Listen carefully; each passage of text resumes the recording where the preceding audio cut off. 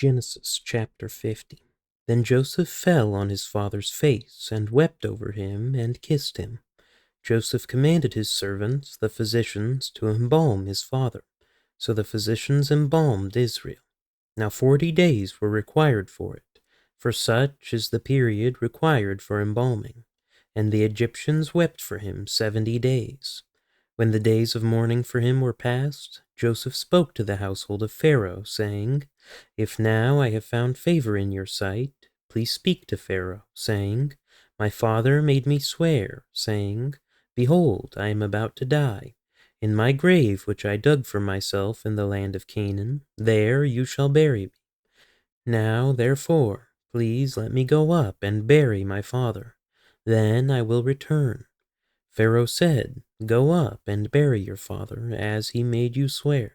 So Joseph went up to bury his father, and with him went up all the servants of Pharaoh, the elders of his household, and all the elders of the land of Egypt, and all the household of Joseph, and his brothers, and his father's household. They left only their little ones, and their flocks, and their herds in the land of Goshen. There also went up with him both chariots and horsemen, and it was a very great company. When they came to the threshing floor of Atad, which is beyond the Jordan, they lamented there with a very great and sorrowful lamentation. And he observed 7 days mourning for his father. Now when the inhabitants of the land, the Canaanites, saw the mourning at the threshing floor of Atad, they said, This is a grievous mourning for the Egyptians. Therefore it was named Abel Mizraim, which is beyond the Jordan. Thus his sons did for him as he had charged them.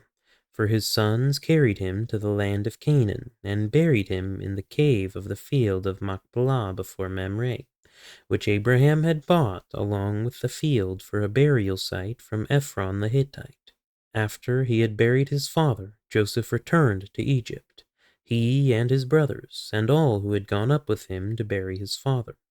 When Joseph's brothers saw that their father was dead, they said, What if Joseph bears a grudge against us, and pays us back in full for all the wrong which we did to him?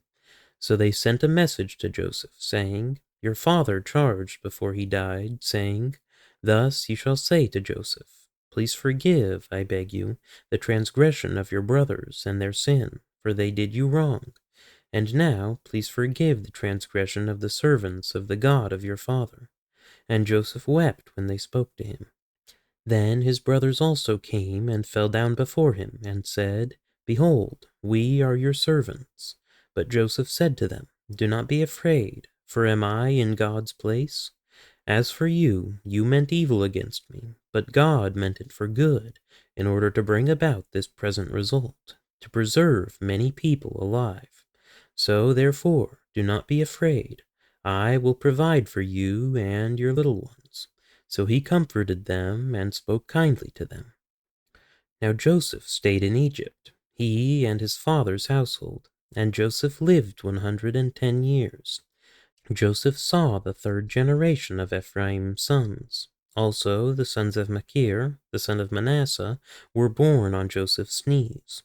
Joseph said to his brothers, I am about to die, but God will surely take care of you and bring you up from this land to the land which he promised on oath to Abraham, to Isaac, and to Jacob.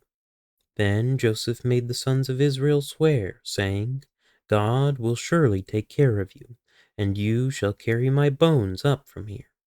So Joseph died at the age of 110 years, and he was embalmed and placed in a coffin in Egypt.